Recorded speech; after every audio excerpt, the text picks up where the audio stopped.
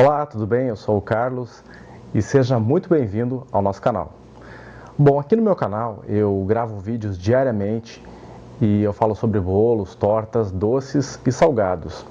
E se você gosta, se você curte esse assunto, se você gosta de receitas de bolo, como preparar bolos, várias dicas especiais, se inscreva no nosso canal, dá um like nesse vídeo, compartilhe esse vídeo nas redes sociais.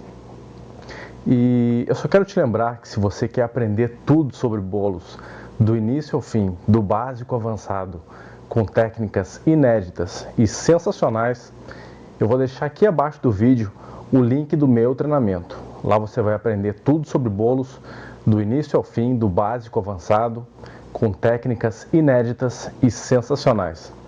Então, para você conhecer, é só clicar no link aqui abaixo do vídeo, na descrição. E só para lembrar, eu vou deixar a receita completa aqui abaixo do vídeo na descrição.